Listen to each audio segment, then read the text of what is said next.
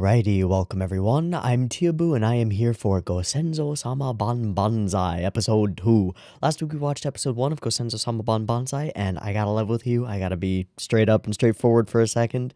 I loved it. I really enjoyed it. From the creative animation to the crazy full limited, I guess is what's his face would call it, but fully keyframed, gorgeous animated cuts, to the absolutely absurdist premise insofar as there is one, the ridiculously character-filled characters, and the sort of stage play-y, Rakugo-y, monologue-y sort of style that just plays with the stage that's created by the screen, that's created by animation, and messes with it and has a lot of fun with it. And I think that fun translates pretty well to the audience. It definitely translated in episode 1. So, what did we see? What did we watch? Well, we met the Yomotas, this family of people. They're just normal people. We don't really have much information about them. They're just kind of people. They've got the son, Inumaru, the mother, Tamiko, and the father, Kinekuni, and they're all just hanging out, chilling, doing whatever, talking about murdering each other, I think, via baseball bat, but I'm not sure why they were doing that. Talking things through until, on a fateful day, Inumaru sees a beautiful yellow flower out in the field, and it just so happens that that beautiful yellow flower is actually attached to a hat, and that hat is actually attached to a girl, and that girl, it turns out, is actually attached to the family because her name is Maroko Yomota, and she is... I was about to say long lost, but that doesn't really fit. She's their descendant, time traveled back from the future, for reasons that aren't entirely clear at the moment.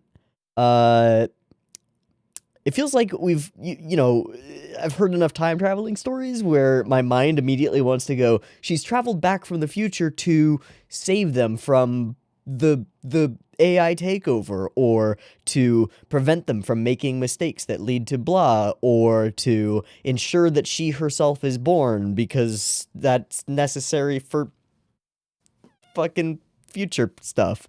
No, there's just none of that as far as I can recall. She's just here now, and she wasn't before, and now she is, and so things will change. Okay.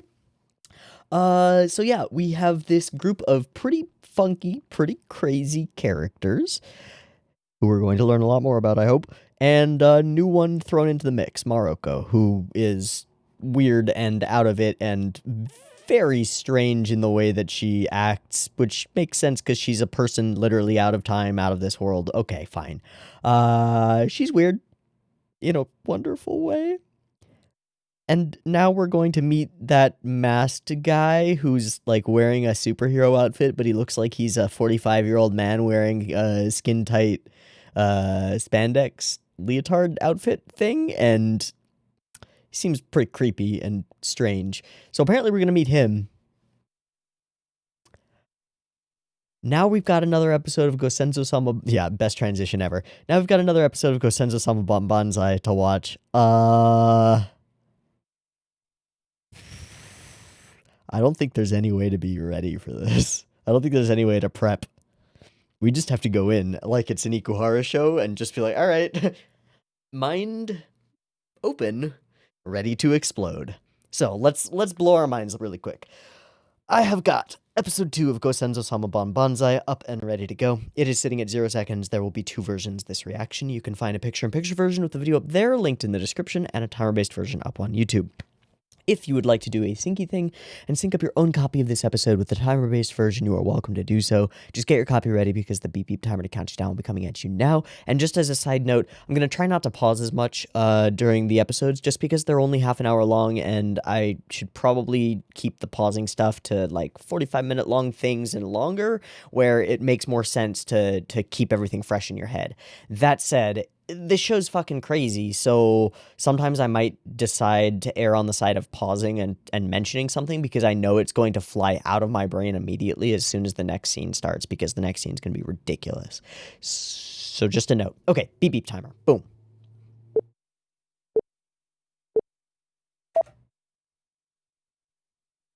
Yorimoi? Oh, okay, it's just like the bird intro where it literally doesn't matter. Unless it does. It might, but I'm going to assume it doesn't. Oh wait, no, the cuckoo one did because it's somebody coming into a family who wasn't there before. So this is gonna be about the penguins. Is this gonna be about the way they shuffle in and out, or is this gonna be about the way that they'll just wait and wait and wait until they die?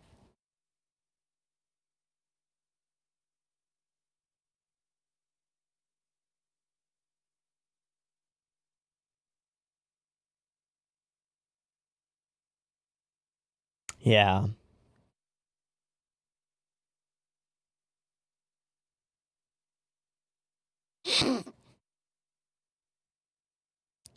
Gotta get ready for work. All right.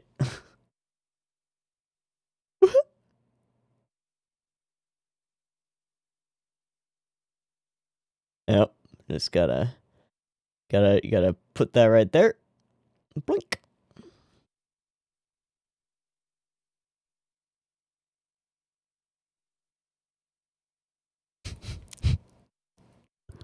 All these characters mixed in there in the background. Strong. Brachymolia. Right, the wait.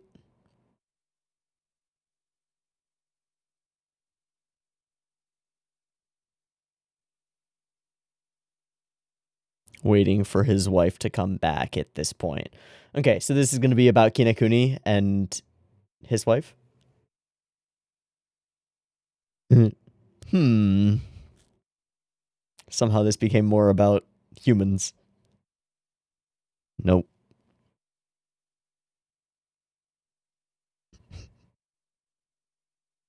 We're just picking up the pace. Picking up the pace.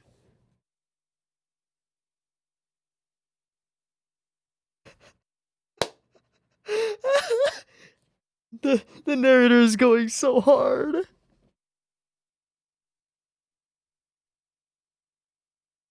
Whew. Becoming real scrawny. Yeah. They redrew all of the character faces, but skinnier. Okay, so how is this going to be focused on thinking about the son of the family? They remind me so much of the later season Sayonara Zetsubo Sensei intros. Yep, that's what penguins sound like. Again, there were a bunch of frames in there that were like interpolated and interesting. Wow. And then we were right in saying that this whole thing is fucking hand drawn. It's stupid. Stupid. Just the way that those like flicker in and then fizzle out like that.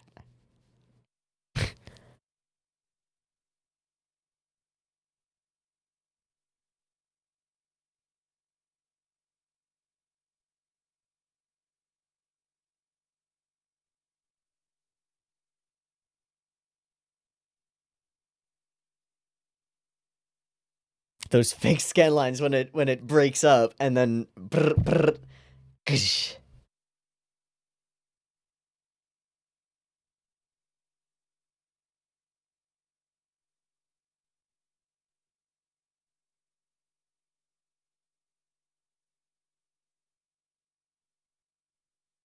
Actually, hold on.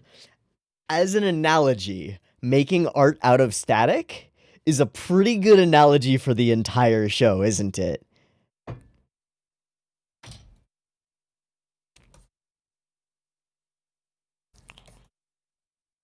You got this crazy noise, but when you put it all together, it actually feels like it's something. Okay. We drink Coke. What? Is this the origin of Pepsi Man?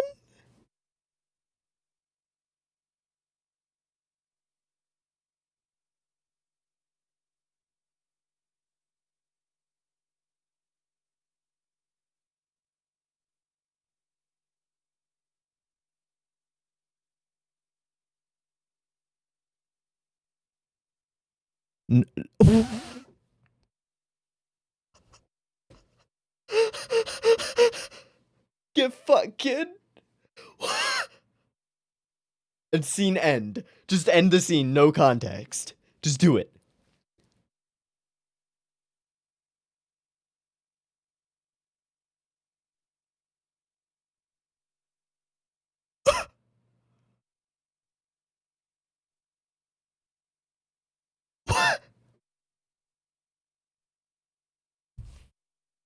Oh, hey, Maroko is added on.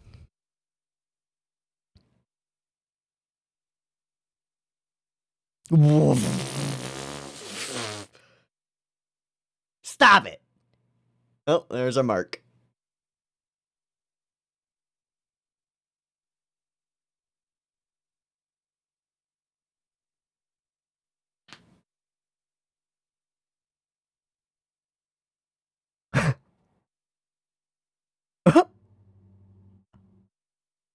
Dude, she's your granddaughter. Dude, she's your granddaughter. Oh, boy. Everything.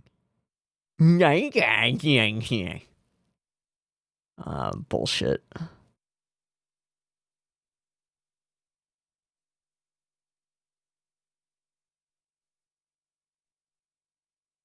That man came out of a fucking vending machine. Can we stop for a second and just... Okay, there's this POV shot. What?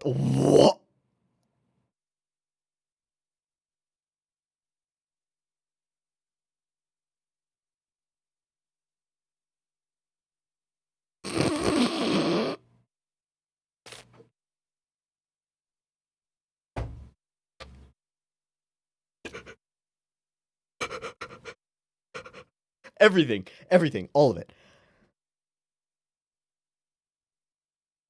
It's the same bus stop sign. At the same angle. What the fuck does this have to do with anything?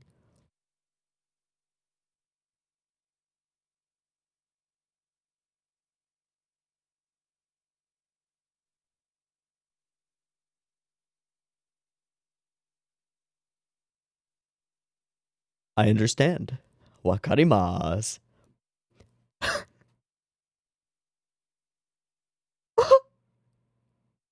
And then the other one.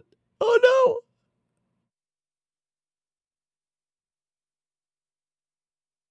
We're just Charlie Chaplining it with him. All of those bits are going to be silent. No, they're going to be silent until the very end when he reveals that he can talk. Okay, we're Rakugoing. Yeah.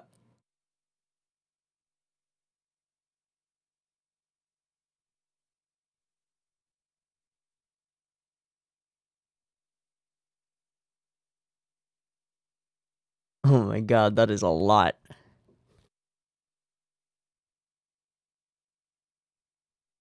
Okay, yeah. Where's the wife, though?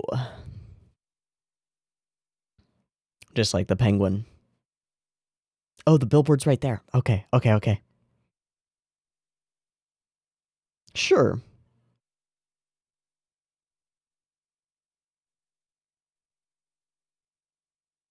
Okay, we've got the full Rakugo experience now. Yep.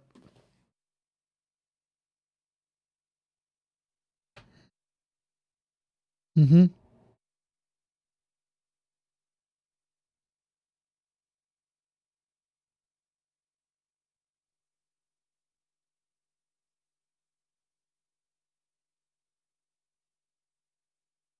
Okay, we're doing very much the Rakugo thing.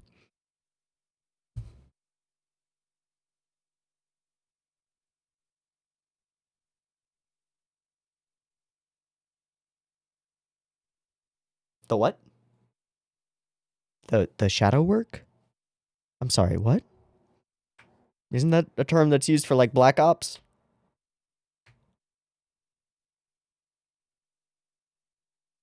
Okay, this is the part of the Rakugo where he's confiding in the audience. Just, by the way, he would be holding a fan right here. be holding a fan like this. So.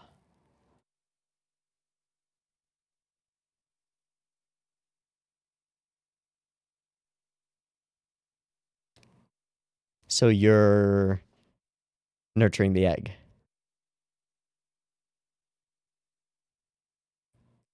Wow, cool.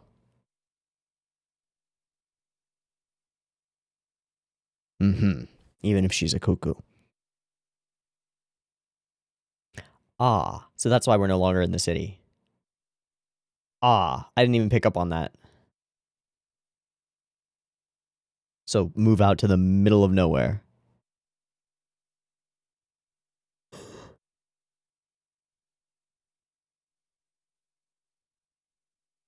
Okay. He's just frozen.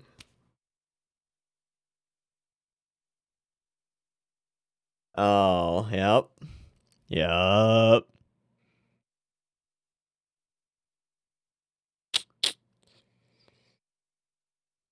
Mm. Mm. So she actually straight up left.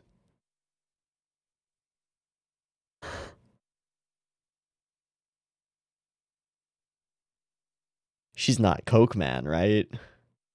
Right? Like, that would be too much. Okay, what's going on in the background?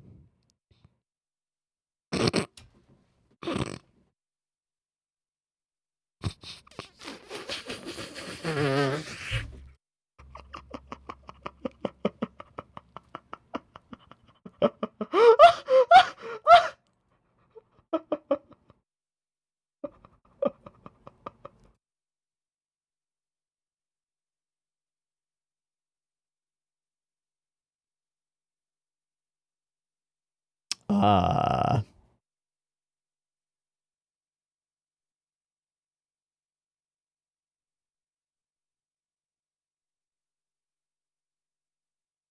Oh.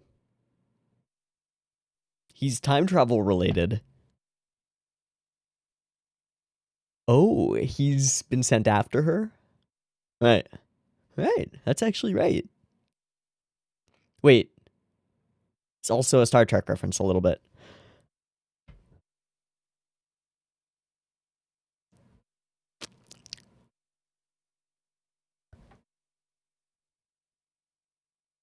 Can't have that.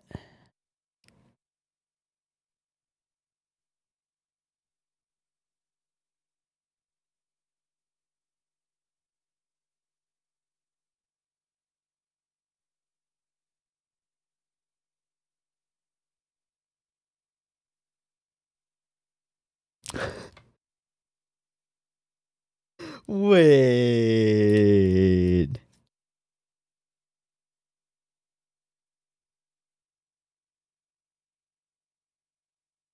Wha-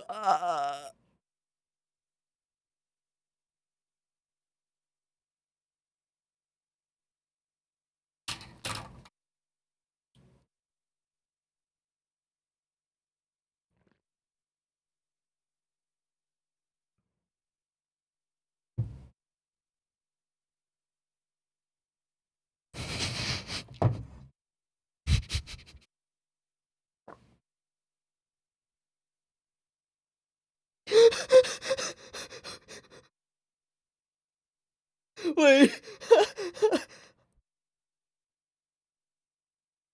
Uh-huh.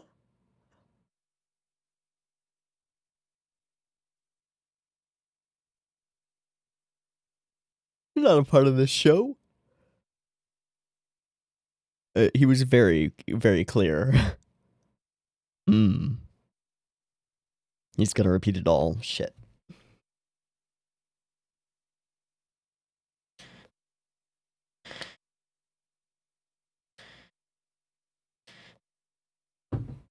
Yeah, what are you missing here?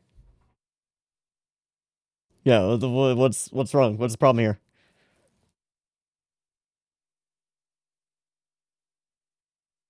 What is that face? Uh-huh. Well, she has a star on her butt, so it proves it. Oh my god, the mouth animation, though.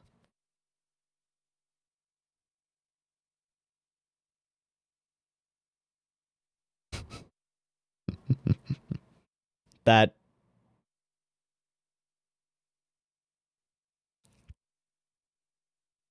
Huh? Eh? Oh. You don't know what nabe is? Doesn't exist in the future? You want some nabe?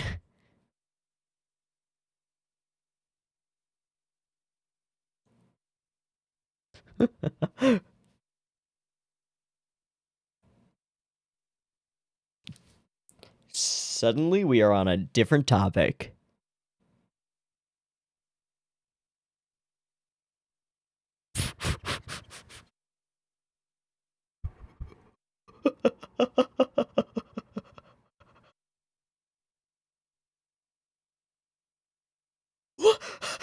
Oh, stop. Stop. Oh.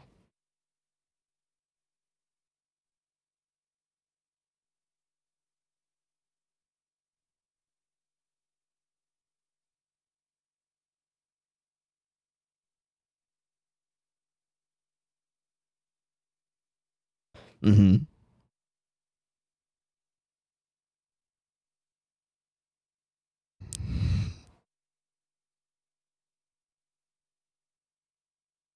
Yeah. It's pretty clear. Pretty straightforward.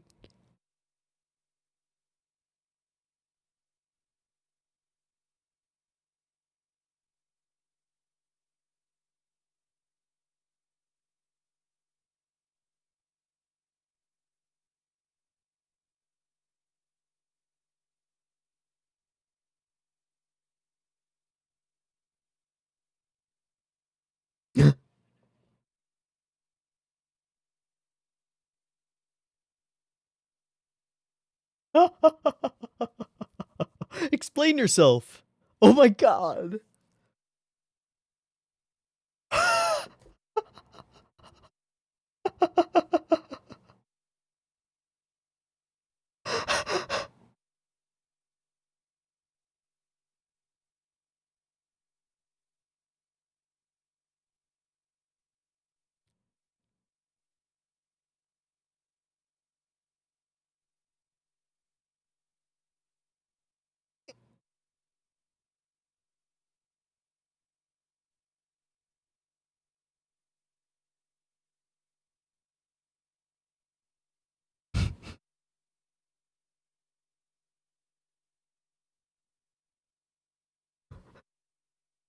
Absolutely no effect. You've known her for 10 days. I think you'd be alright. Fair, fair, fair.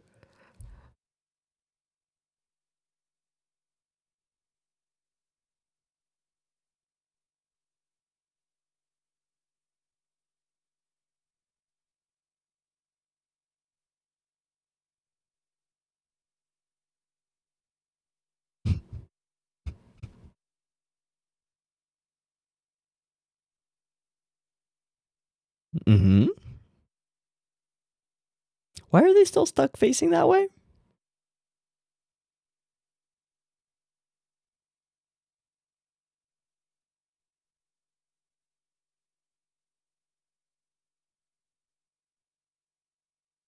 He already was.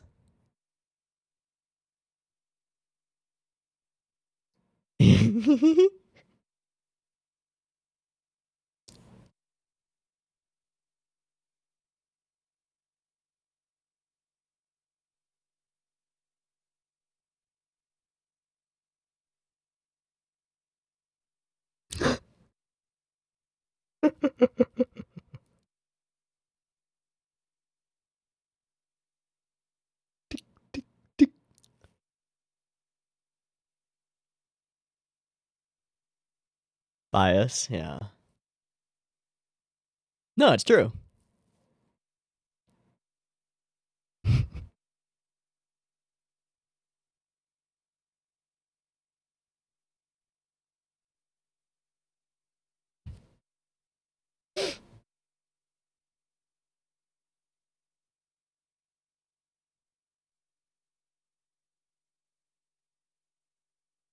Mm.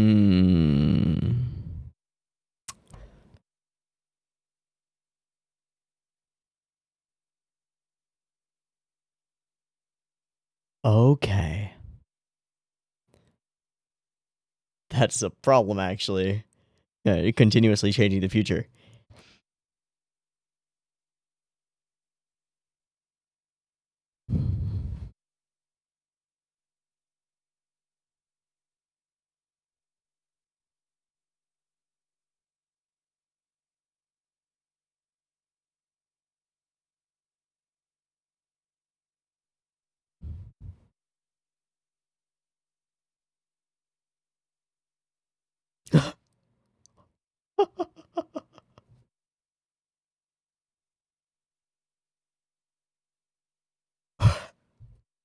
Tick again, tick again, tick again. Oh!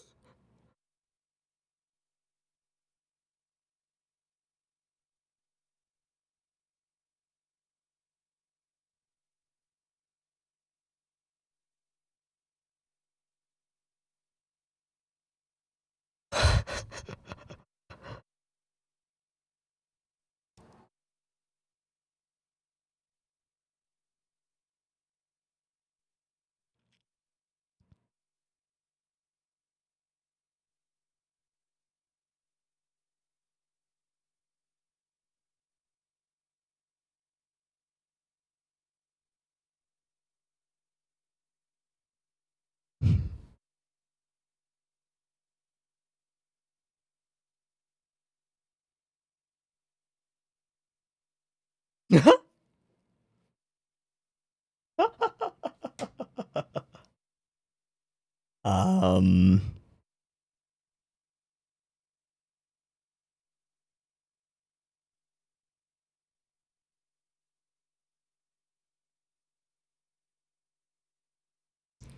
Oshi. Oshi. Stop. Buddy.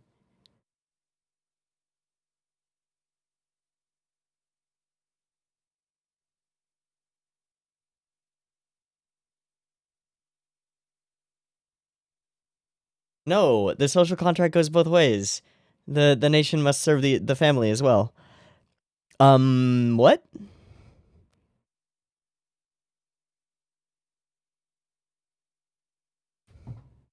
Just chugging the nabe?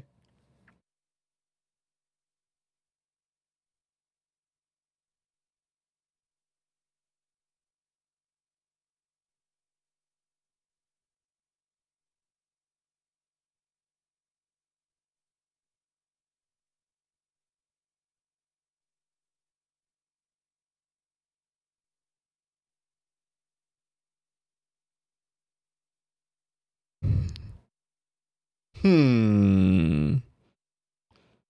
Hmm.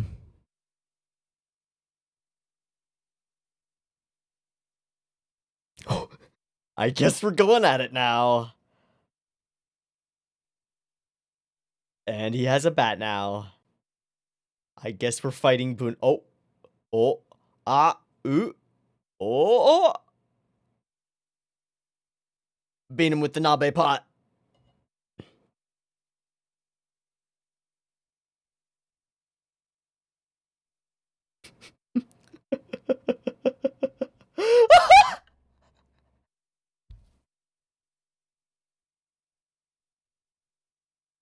Yoo-hoo!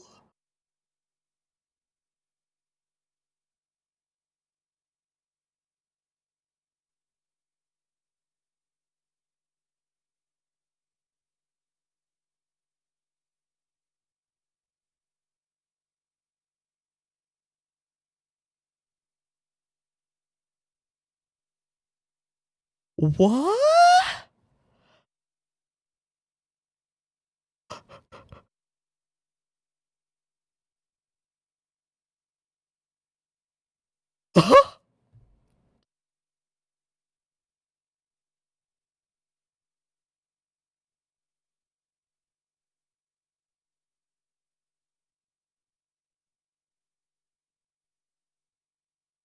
We're gonna be on the run forever.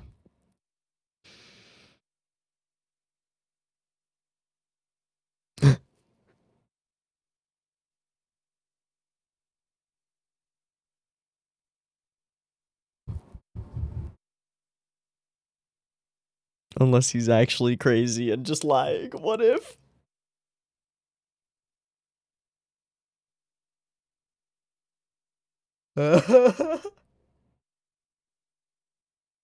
There's nothing we could do. There's no choice.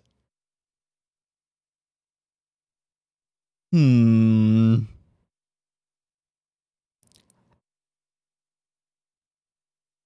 important things.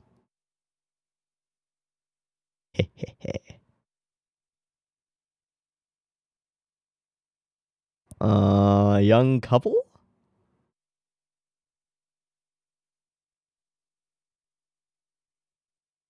You scumbag, Inomaru. Yeah.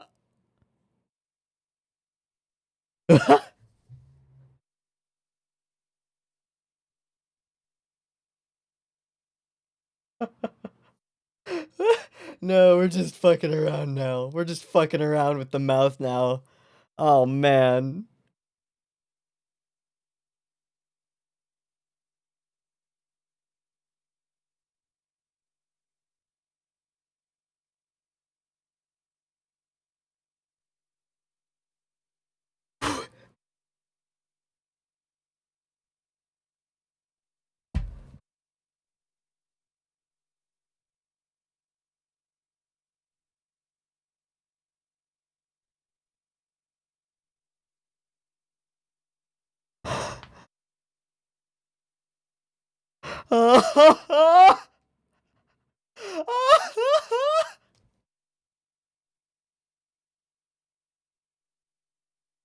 On the bike, is that, Lupin?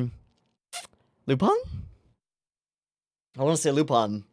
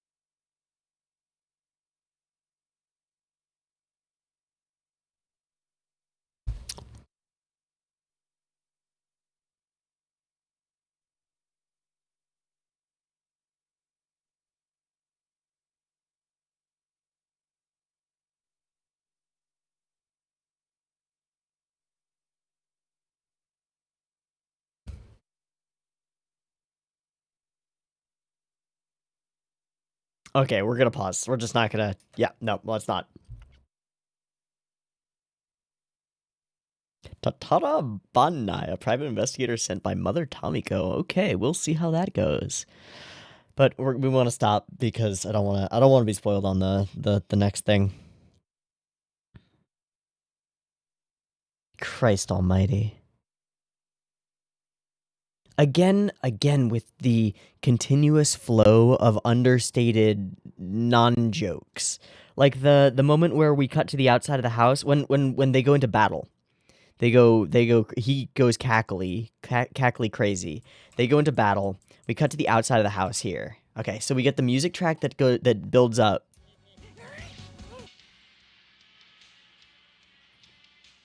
And now we hear it as though we're hearing it through like a pair of headphones on a Walkman on the seat next to us, you know?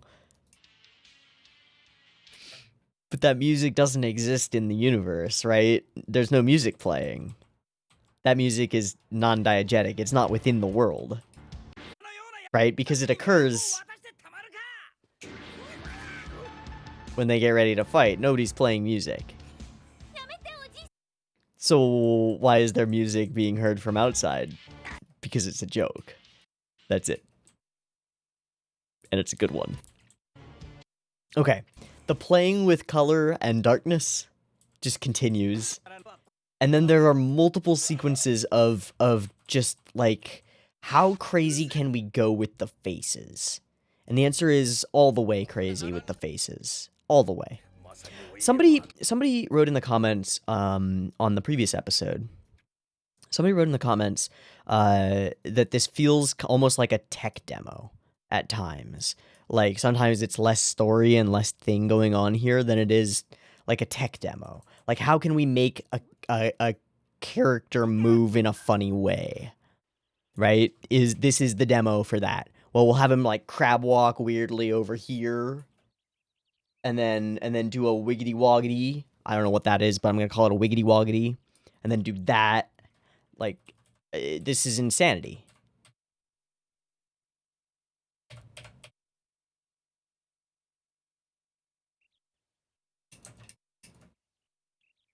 And it feels like a tech demo, because it's just random. Okay, the focus on the Nabe. We've already talked about most of this stuff, which is fine. And then things like the opening door. With the hyper, like, 80s retro theme behind it.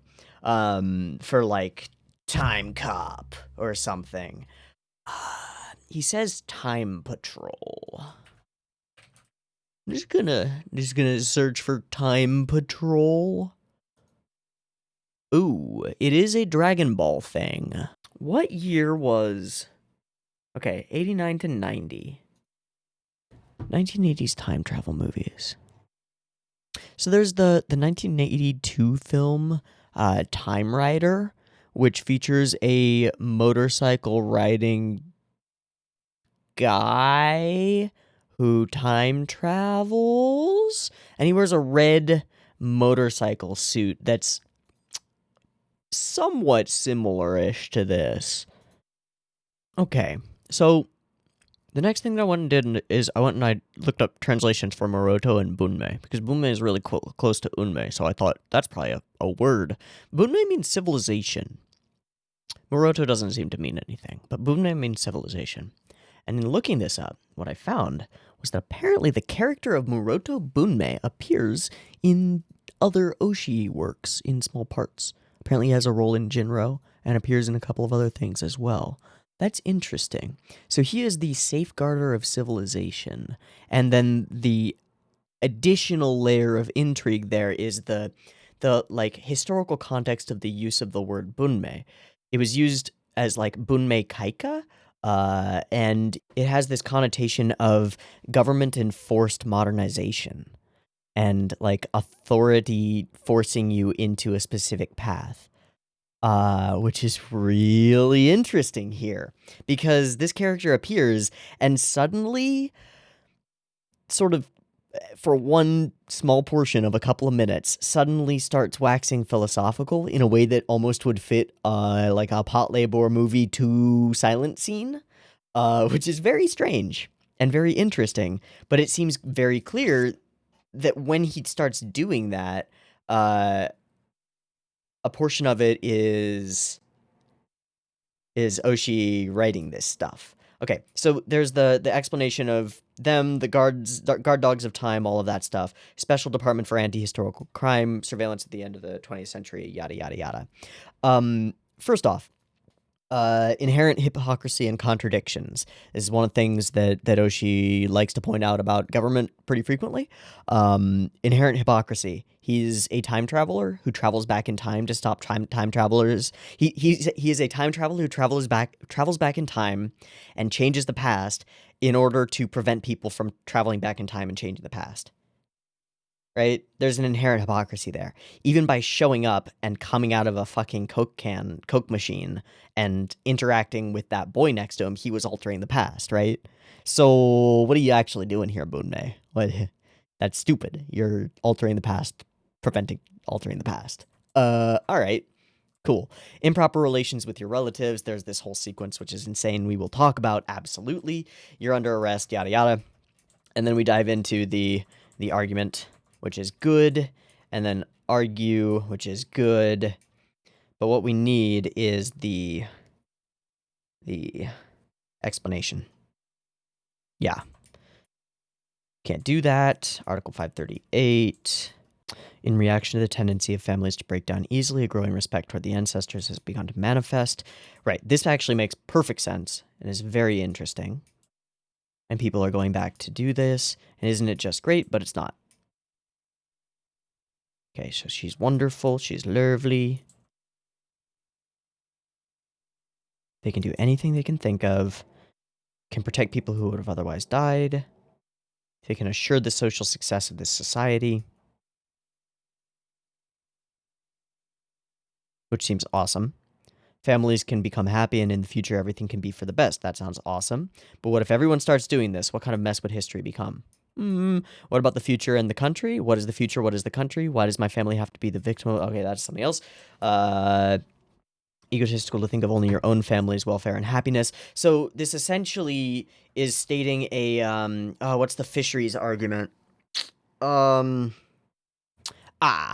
of the commons. He's wrong. He's straight up wrong. Like, there's an illogical thing in his argument. So the tragedy of the commons argument that he's making is a simple one, and it's one that makes a lot of sense in most situations.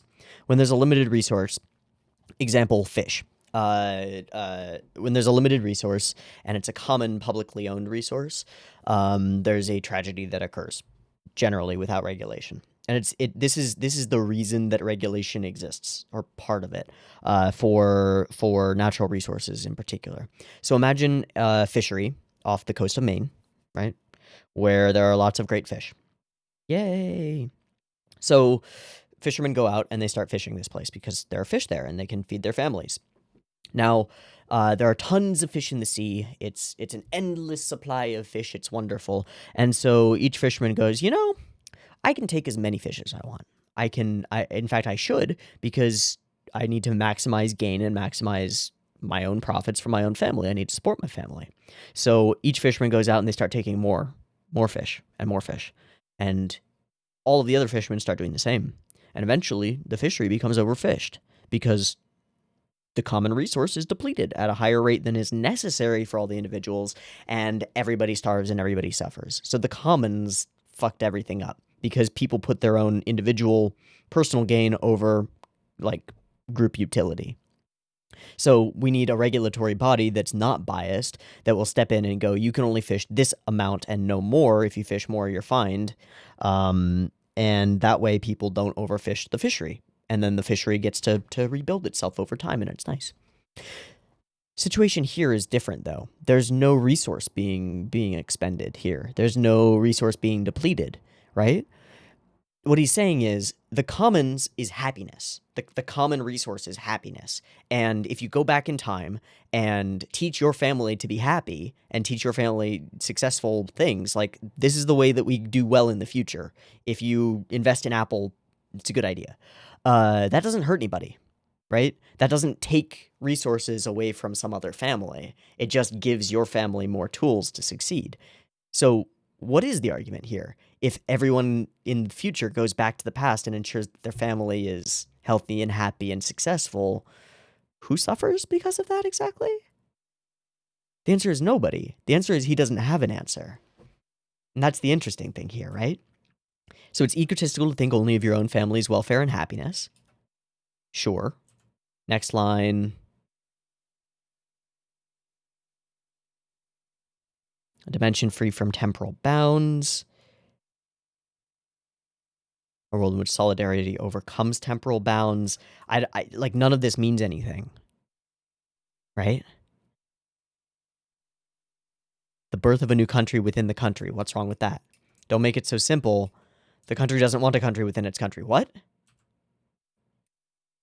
What? What does this mean?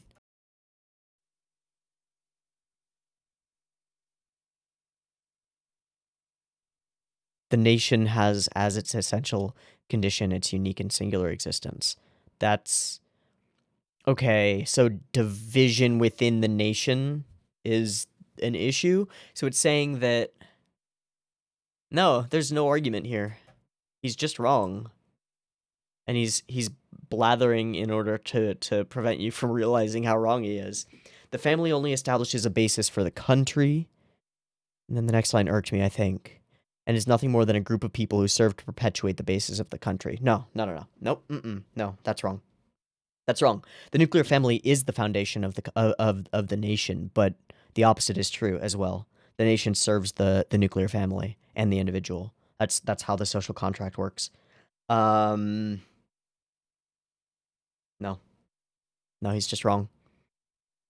This is a nationalist perspective. Not hyper-nationalist, but it's a nationalist perspective that the family is secondary to the state. It's the opposite. It's the other way around. The basis of the country is the people. Unfaithful individuals who want to overcome this limit. And then he drinks down the nabe. Symbolically family. Nabe equals family. We were told that, right? So he chugs down family, consumes family. And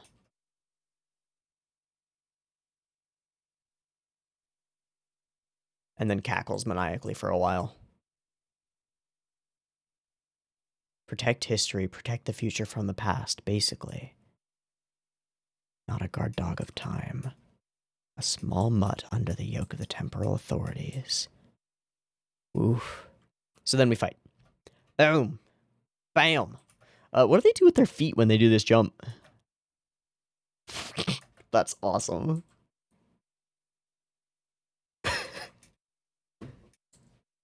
The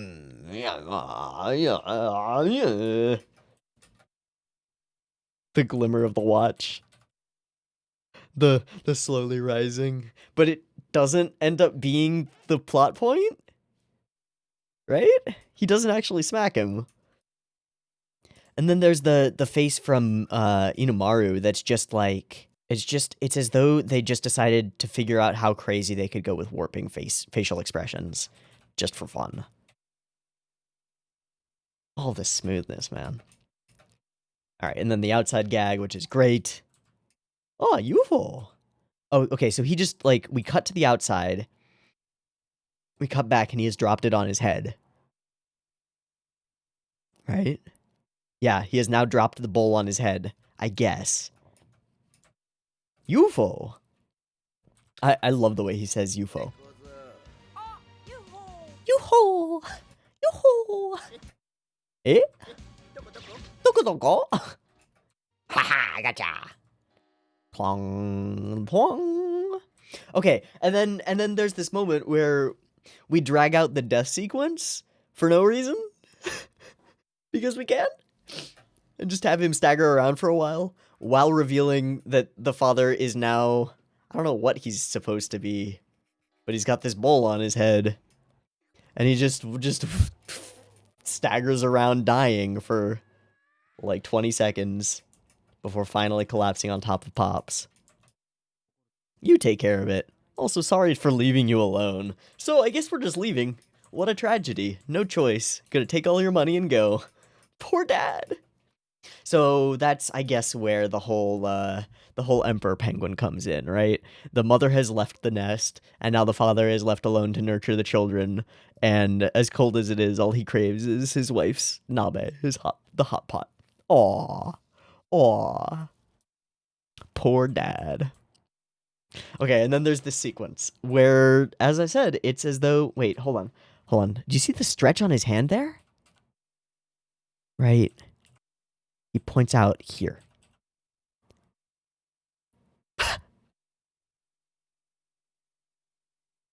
Just for one frame, boom. That's awesome. Okay, so then there's the face.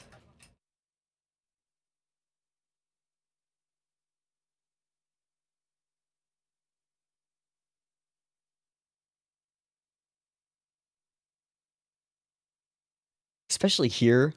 This is all on fucking ones or interpolated. Look at that.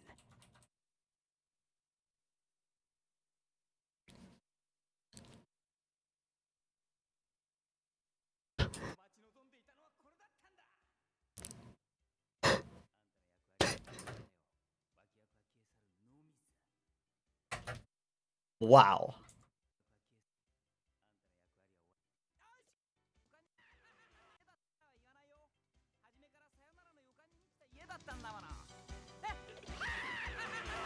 classic Roadrunner and Coyote noise.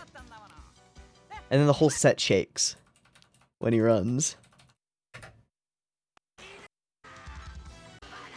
And off they go. And we end off here. And I guess we're going to be off on our own the next time. Fun!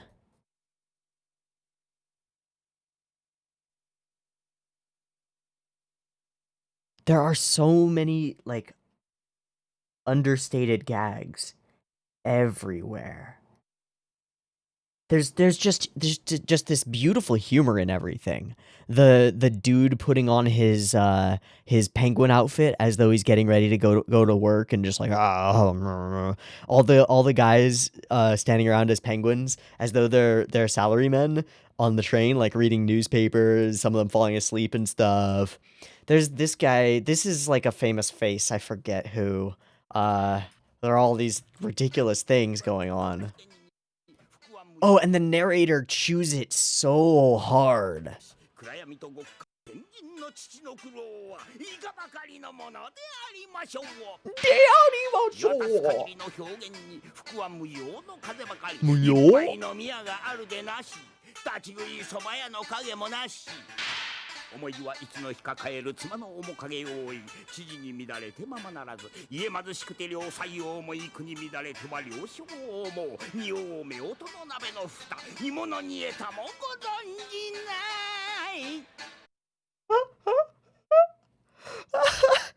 Alright, I need to know the voice of Bunmei, and I need to know the voice of the narrator.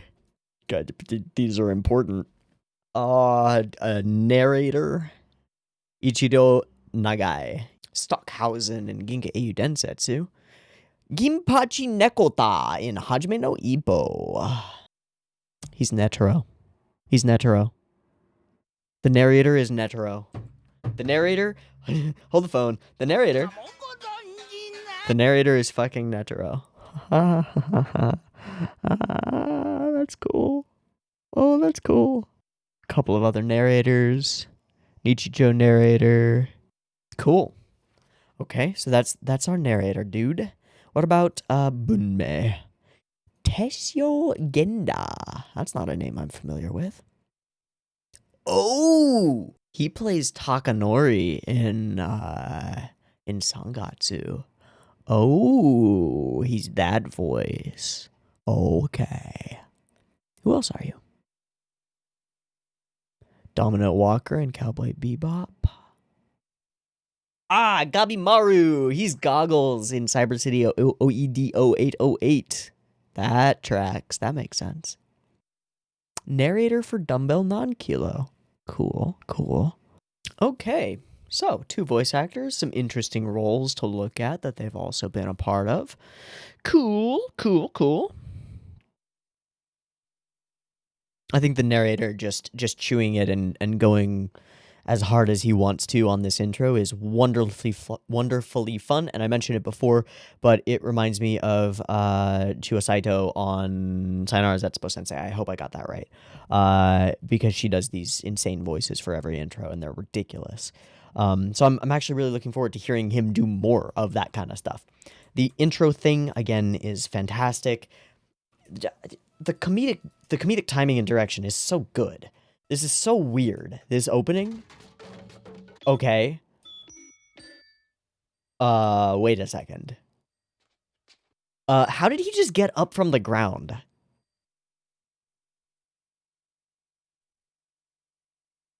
What?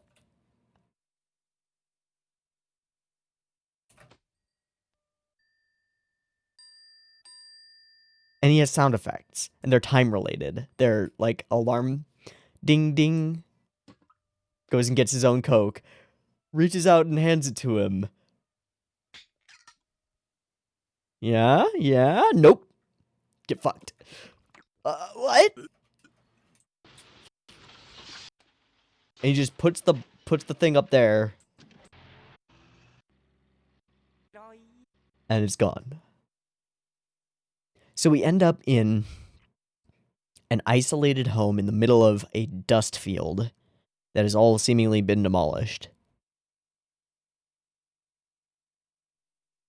alone. And then we start hitting with just the most amazing animation.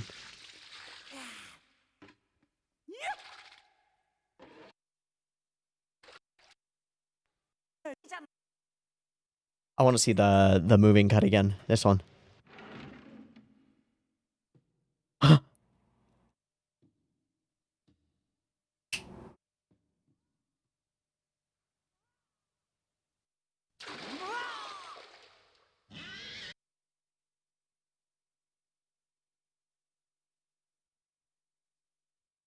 Oh yeah, the blue scene.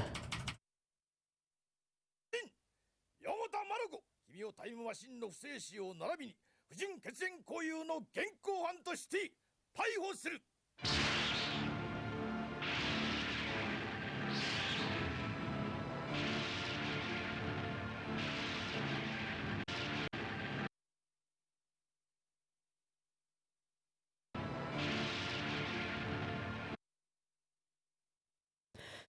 This feels very particular. This sequence feels very particular. The way we get the I declare you under arrest into the lightning-esque flash, into the flare on one character, then the other character, then the bowl of stuff. It's weird. It's weird. Yeah, this feels very particular.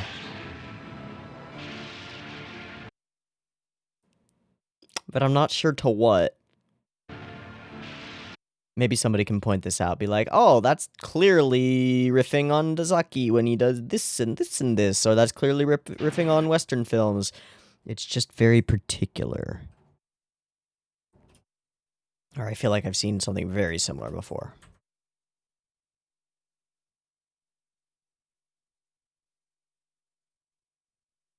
Oh yeah, this is another scene where the focus on the lips and the mouth is quite weird.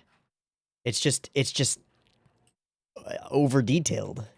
It's so detailed, you know? We don't get lip movement like this.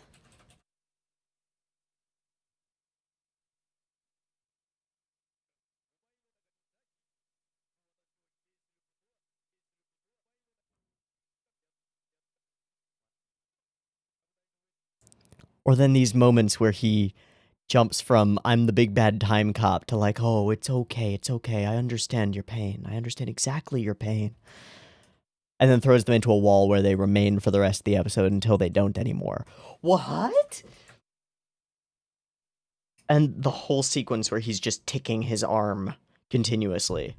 Or the gag where he can't hold the bowl of rice steady in the freeze frame because it's not actually a freeze frame because he's a person.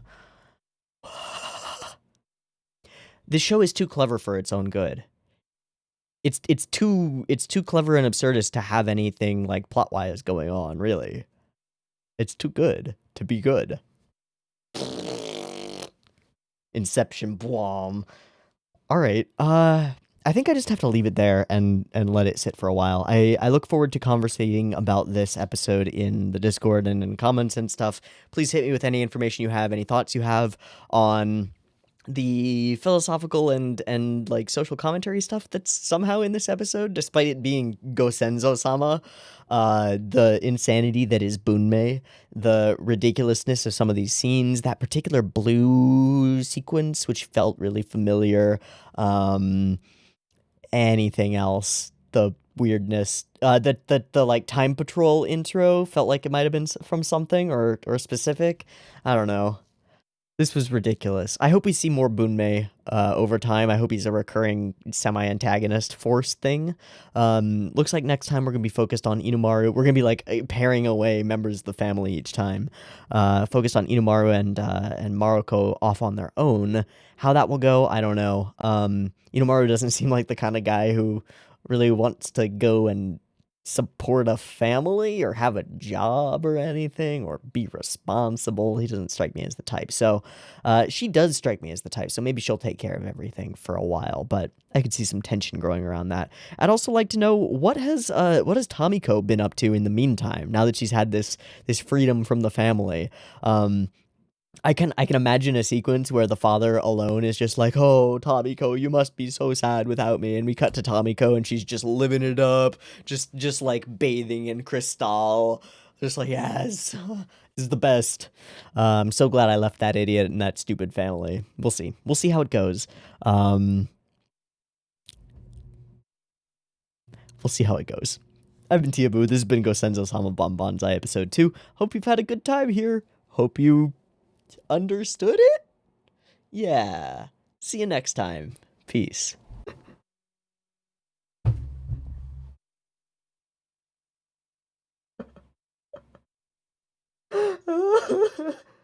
What?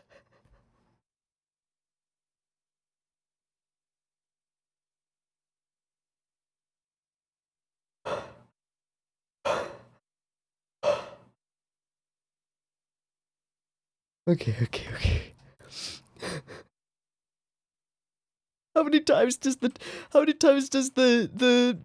bulldozer go by in the background before that happens? How many times?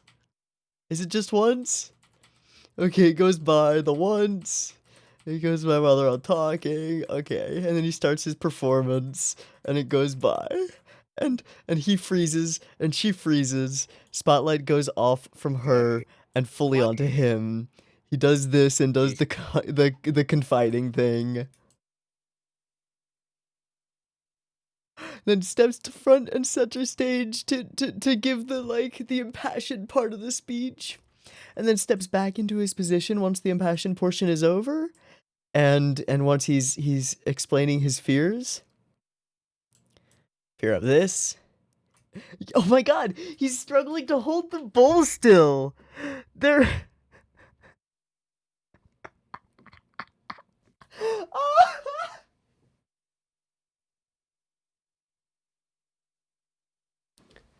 Oh my god.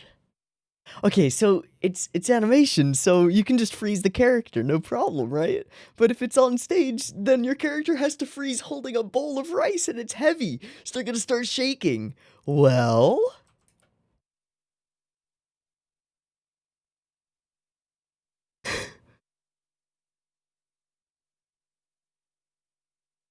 He can't keep it steady.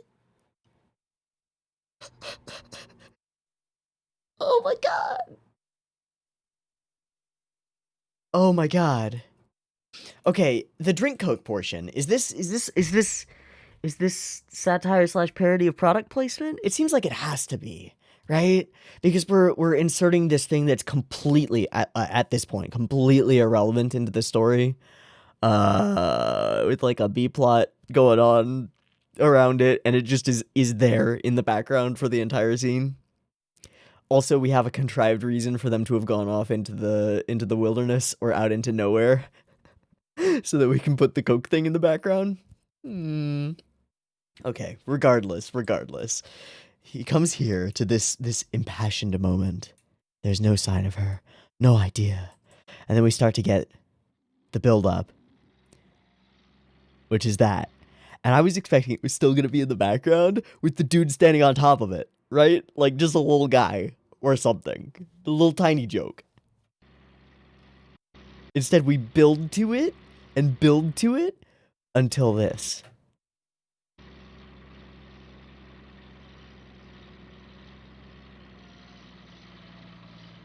And it's nonsensical. It's utterly nonsensical. Partly because of the sound effects.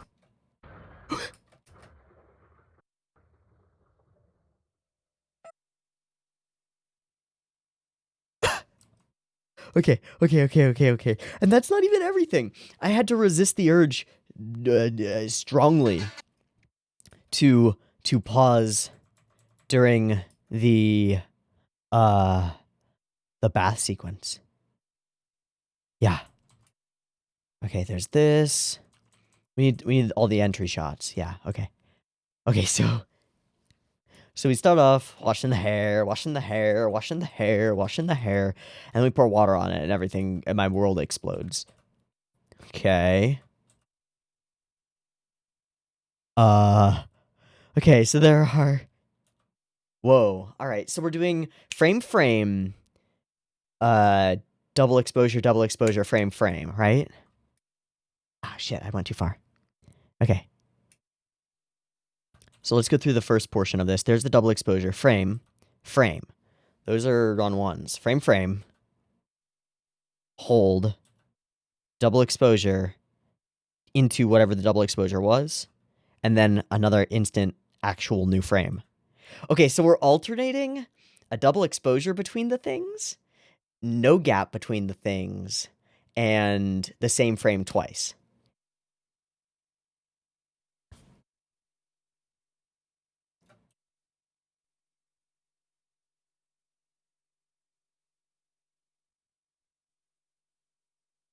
Okay, there's double exposure, frame. So this is a brand new frame. Brand new frame. So 1, 2, no frames in between. Then double exposure, right? No. Then we keep 2. 1, 2, 2. Let's do this. 1, 2, 2.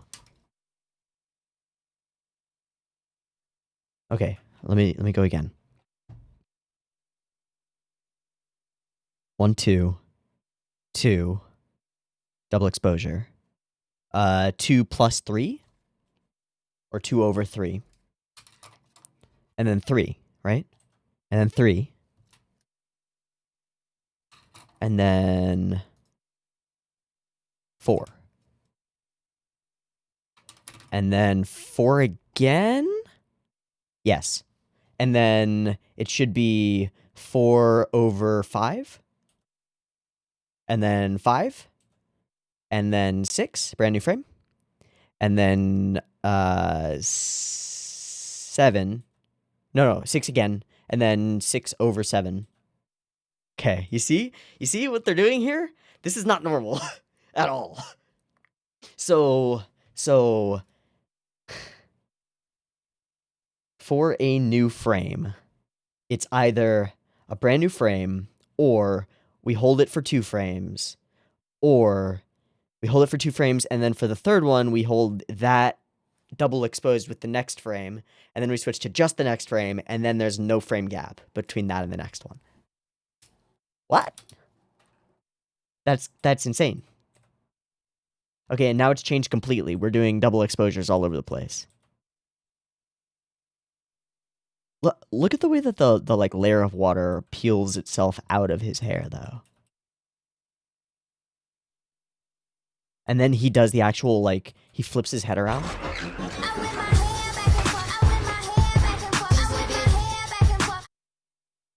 Okay, there's some stretch to that. Ah, we're holding the same count. There's our double exposure. 2, 3, 3, 4, 4, 4 over 5, 5, 6. 6 again. 6 over 7. Boom. Yeah.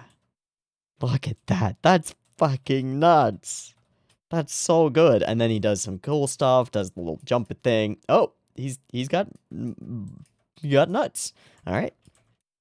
Okay, where is the big moving camera shot? It's in POV, I think. Okay, it's after this. It's this one. Yeah, okay. So we go FP POV because we're in the father's perspective, not hers. And we move perfectly. Oh, we're using the same frame rule type of thing to create the steps. And then we get down to his level.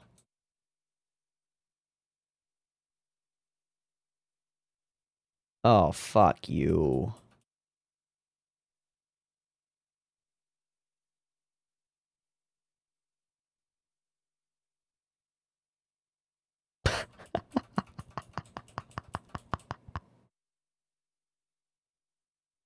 Portions of his like face fisheye out independently. So watch his mouth versus the rest of it. Yeah. The mouth sort of fisheyes out independently like that, and then everything else catches up. Okay, and then we have the moment of, and again, just like the newspaper that the dad pulled apart and it sounded like shattering glass, we're playing with, I guess it's like the Dazaki cut on a dramatic moment. where you go boom, boom, boom. Or that kind of cut that we saw in Yu Hakusho just 2 days ago. But we fuck with it because we add in, like, farm animal sound effects for no reason.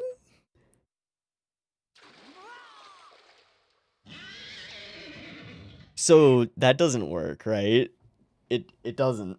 Now if you'd so but you've heard this joke. Have you ever watched Hajime no Ippo? If so, you've heard an elephant noise in particular places for a particular reason, right? So if our dad character hadn't sat down, for example, if he was still standing up, and our boy turns around and comes face to face with his crotch, and then we get an elephant noise, that's the standard progression of this joke, right? That's how this joke goes. Or we get a rooster crow, right? Cock-a-doodle-doo, because it's a penis. The joke is it's a penis. But instead we get a horse whinnying. Irrelevant. But that's why it's funny. Monkey noises on the other side.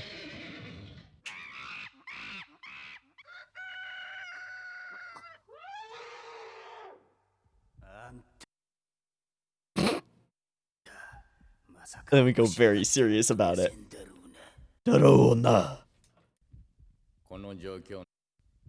no joke here. And then there's this. I have no idea. What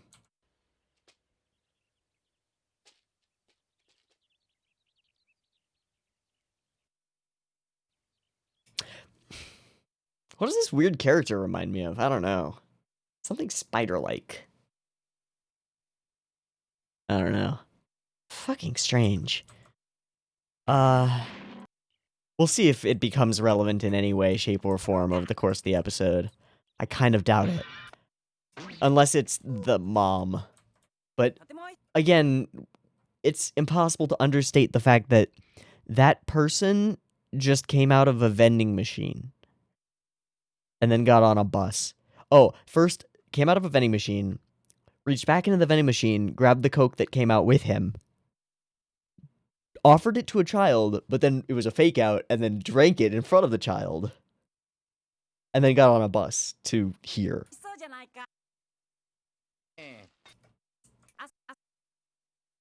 Does he just toss his...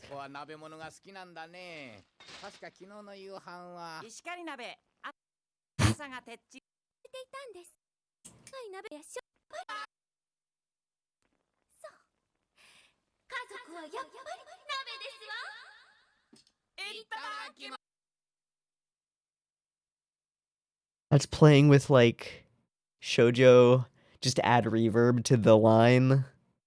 Ooh, okay. Alright, so then we drop the lights, hit the spotlight, hit the... it's not... Is it a shamisen? I think it is. Yeah.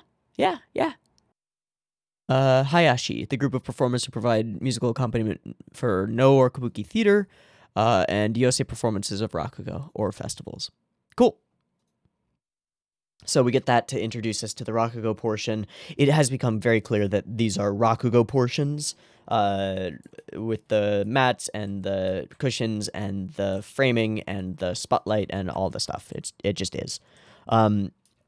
Same with the introductions and such. Okay, and we do the same thing once he starts playing multiple characters. We do actually have those characters say their own lines, but the way that we frame it and function it, it's as though one character or one rakugo performer is playing both parts. So this would be like, when I go out in the morning, goodbye, Grandpa. It's just like YouTubers who will cut back and forth between themselves facing this way, themselves facing this way. Same deal. One person playing two roles. Simple. Okay, and then I've mentioned it before, but there's the portion where he gets all confiding, and the rakugo performer would have a fan here for that.